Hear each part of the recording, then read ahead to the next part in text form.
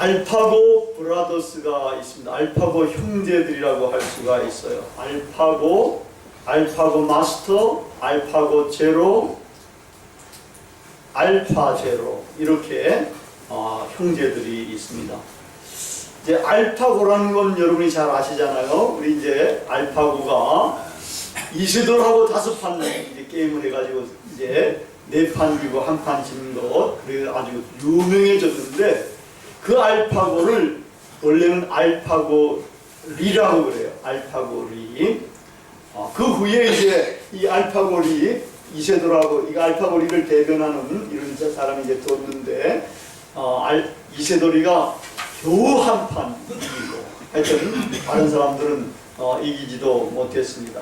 이 이후에 이제 알파고 마스터라는 것이 나왔습니다. 보면은 알파고 마스터라는 건 이세돌이 하는 것이고, 그다음 알파고 마스터는 이 마스터라는 이름으로 이제 인터넷에서 게임을 붙는데 이제 전부 다 최고 기사를 하고 이제 붙었습니다. 근데 안 지는 거예요. 60판을 싸웠는데 60전승을 해버린 것입니다. 그래가지고 맨 마지막에 누구하고 싸웠는가 하면 그때 이제 세계의 최강인 커제하고 알파고 마스터가 붙은 거예요. 그 커제도 깨져가지고 알파고는 이 세상에서 최고 가는 기사들하고 싸워서 한 번도 진 적이 없습니다. 그 다음에 이제 보면은 이 수수께끼 기사 마스터가 나오고 저는 알파고 요게 마스터라는 겁니다. 그 다음에 이제 커제가 마스터의 마지막 상대였었는데 인간과 인공지능이 함께 바둑의 비밀을 밝혀나가면 좋겠다 이런 식으로 이야기를 했습니다. 그 다음에 이제 보면은 나온 것이 알파고 제로입니다. 이 알파고 제로는 3일 동안 혼자 바둑을 배운 거예요. 혼자 바둑을 배워가지고 이제 바둑을 누구하고 뒀는가 하면은 인간 기사들하고는 안 두고 알파고하고 붙은 거예요. 알파고는 처음에 나왔던 거. 그래서 백전백승을 해버린 겁니다. 이 알파고가 완전히 참패를 당합니다. 그 다음에는 이제 얼마나 이제 훈련을 했는가 하면은 40일 동안 2,900만 판을 자기 혼자 두면서 이제 기량을 발전시켜 나갔습니다. 왜 그러는가 하면은 알파고 마스터도 40일 동안 2,900만 판을 자기가 이제 해가지고 실력을 쌓아놨었기 때문에 이 알파고 제로도 그렇게 한 거예요. 해가지고 이제 누구하고 먼저 붙었는가 하면은 알파고하고 붙어가지고 그건 백전백승했고 이 알파고 마스터하고 붙었는데 100판도 가지고 89판을 이긴 겁니다. 그래가지고 이 알파고 제로는 이제 더 이상 인간 기사들하고는 게임할 필요가 없다 해가지고 이제 바둑계에서 떠난 겁니다. 그래서 알파고를 띄워서 고자가 바둑고 하니까 그래가지고 이제 알파고라는 말을 띄워서 알파 제로를 해가지고 딴 분야에 가가지고 지금 이제 석권을 해가고 있는 이런 이제 상태가 됐습니다. 요게 1년 반 만에 이런 일들이 다 일어난 거예요.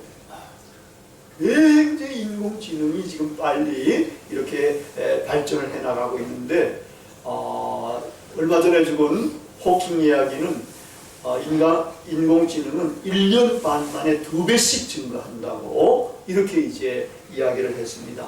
이렇게 이제 증가하다 보면은 정말 이 인공지능 알파고 같은 것들이 어디까지 발전해 나갈 것 같아요?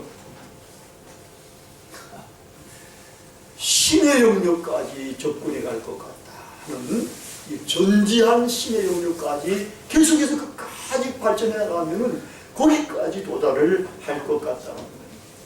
그래서 이제 이 바둑계에서 아주 인상적인 거는 이제 알파고 한테서 초인류 기사들도 배우는 겁니다. 신의 한 수를 배우는 거예요. 배워가지고 지금 바둑을 두는데 그것을 적용을 해 나가고 있습니다. 놀라운 건 그전에는 화점에다 딱 놓으면은 그걸 걸치고 뭐 이러는데 이 알파고가 걸치지 않고 그대로 삼성에 들어왔거든요. 그 아래로 딱 들어오니까 이건 인류 기사들도 그렇게 놓는 거예요. 대부분 다가 이렇게 이제 배워나가고 있는 겁니다.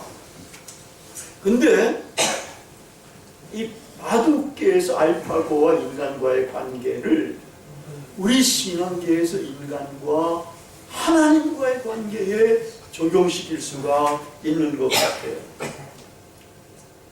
인간도 신의 한 수를 배워야 하는 겁니다. 신앙생활을 하거나 하여튼 이렇게 생활을 해나갈 때에 신의 한 수를 배우지 않고서는 만판 깨질 수밖에 없는 겁니다. 실패하는 겁니다. 망하게 되는 거예요. 신의 한 수를 배워야 합니다. 근데 인간은 놀랍게도 신의 한 수를 안 배우려고 그래요. 잘 안 배우고 자기의 수를 두려고 그러는 거예요. 자기 고집대로, 자기 뜻대로, 자기 마음대로 하고 이렇게 생활을 해가다 보니까 실패하고 망하고 이렇게 돼 간 겁니다. 그렇게 실패한 대표적인 사람이 아담 아닙니까? 아담이 하나님처럼 높아지고자 하는 그런 교만한 마음에서 하나님 말씀에 불순종한 겁니다. 신의 한 수를 받아들이지 않고 불순종해가지고 결국은 망하게 되었고, 자기만 망한 것이 아니라 그 인류 전체가 그런 원죄에 빠지게 돼가지고 이런 불행까지도 일어나게끔 그렇게 된 겁니다. 이런 상황 속에서 하나님께서는 인생들의 이런 불운을 막고자 독생자 아들 예수 그리스도를 이 땅에 보내셨습니다. 그래서 예수 그리스도께서 신의 한 수를, 인생이 가야 할 길을 가르쳐 주신 것입니다. 자기를 부인하고 자기 십자가를 지고 나를 따라라. 이것이 바로 신의 한 수라고 할 수가 있습니다. 자기를 부정하고 하나님의 뜻을 따르는 것, 주님을 따르는 것, 이것이 바로 놀라운 신의 한 수가 되는 겁니다. 수제자 베드로는 예수님의 부름을 받고 예수님을 따랐습니다. 신의 한 수에 관한 말씀도 잘 들었습니다. 그리고 자기는 죽을지언정 주님을 부인하지 않겠다고 천명까지 했습니다. 예수님께서 겟세마네 동산에서 사로잡히셔서 이제 제사장의 집들로 끌려갈 때였습니다. 그때 베드로는, 다른 제자들은 다 도망갔지만 베드로는 정말 예수님의 결말이 어떻게 될 것인가를 알아볼 셈으로 멀찍이서 예수님을 따라간 겁니다. 그 대제사장 집들로 들어갔습니다. 거기 바깥들에 있을 때에 이제 하인들과 함께 앉아서 불을 쬐려고 이러는데 그때 여종 하나가 나와서 베드로 보고 너가 갈릴리 사람 예수와 함께 있었다, 이렇게 지적하는 겁니다. 그러니까 네가 무슨 말을 하는지 나는 모르겠단 말이야. 무슨 소리 하는지 모르겠다, 이렇게 부정을 하는 겁니다. 그래가지고 이제 또 자리를 옮겨가지고 저쪽에 이제 앞들로 나가지고 앉아있는데 또 다른 여종이 나와가지고 이제 베드로를 보면서 다른 사람들 앞에서 이 사람은 갈릴리 사람 예수와 함께 있었다, 또 그렇게 이야기하는 거예요.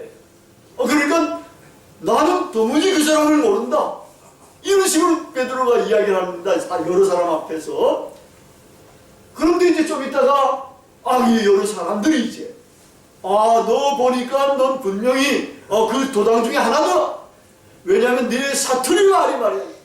그걸 너를 그렇게 증거해주고 있다고, 이런 식으로까지 이야기를 한 겁니다. 그때 자기 베드로는 나는 그를 도무지 모른단 말이야, 이렇게 부인을 했습니다. 그때 닭이 꺾여 하고 울었습니다. 이 닭 우는 소리가 베드로를 일깨워줬습니다. 닭 울기 전에 네가 3번 나를 부인하리라 하는 이 예수님 말씀이 생각이 나가지고 통탄을 하게 됐습니다. 눈물도 났습니다. 밖으로 나가가지고 거기서 심히 통곡을 했습니다. 베드로는 자기를 부인하라고 했는데 자기를 부인하지 않고 주님을 부인해 버린 겁니다. 자기가 살고자 자기도 사로잡히면은 목숨을 잃을 것 같아서 목숨 걸고 사랑해야 할 주님을 부인하고 모른다고 맹세까지 하면서 저주도 했습니다. 그 결과는 심한 통곡이었습니다. 이 베드로가 보여준 태도는 자기 부정의 부정입니다. 말하자면 자기 긍정입니다. 주님을 부정을 하는 겁니다. 우리 이 베드로의 이야기는 우리의 반면교사로 여기에 실려 있는 것입니다. 우리는 베드로의 태도를 거부를 해야 됩니다. 신의 한 수인 자기 부정, 이것을 받아들여야 합니다. 이 자기 부인이 기독교 신앙생활의 핵심 요소입니다.